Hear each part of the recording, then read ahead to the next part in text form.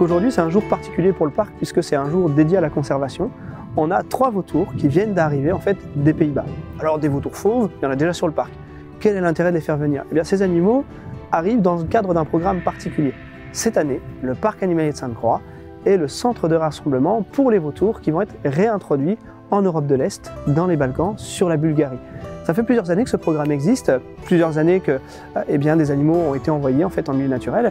Et puis cette année, quand il y a eu la naissance du vautour sur le parc, on s'est dit, tiens, cette année, ce serait bien si jamais on pouvait voir si jamais il y a d'autres confrères qui ont eu des naissances. Prise de contact, on a vu qu'il y avait plusieurs confrères qui ont eu des naissances, on s'est dit, bah tiens, au niveau de l'association bulgare, est-ce que vous avez encore des besoins? Ouais, ce serait génial, ce serait vraiment top.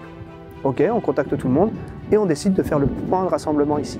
Quand ils arrivent, bien entendu, on vérifie l'identification, on vérifie que leur état de santé est bon, on vérifie l'embonpoint, on vérifie que les ailes sont ok, que les pattes sont ok. Bref, on s'assure que les animaux sont aptes à retourner dans la nature.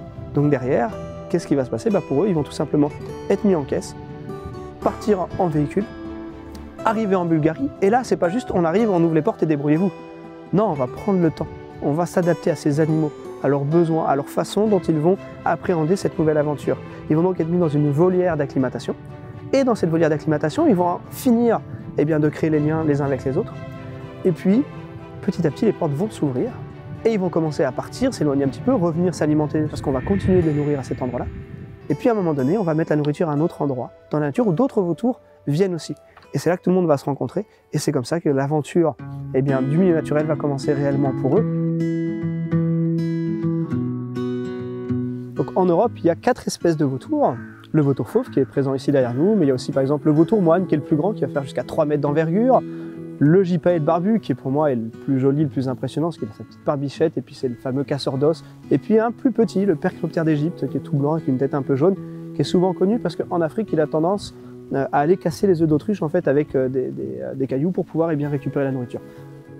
Donc le vautour fauve, il est présent en Europe, il est présent principalement sur la péninsule ibérique. En France, aujourd'hui, on a une belle population de vautours fauves qui se développe, et cette population, elle a eu aussi des projets de réintroduction, notamment dans le Massif central, dans les Cévennes, où là, on a des populations qui sont assez importantes, qui sont en train de se développer, mais aussi dans les Pyrénées, où là, l'animal n'a pas été réintroduit, c'est juste une arrivée naturelle depuis les vautours espagnols.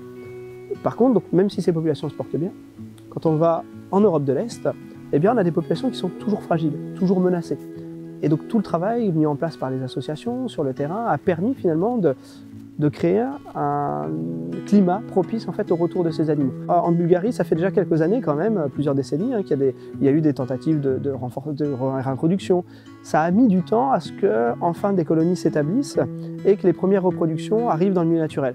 C'est en train de se faire, mais simplement il ne faut pas relâcher l'effort pour continuer à aider à installer des populations, parce que comme c'est des animaux grégaires, ils ont besoin d'être suffisamment nombreux pour s'installer sur une zone, se reproduire et derrière développer la population.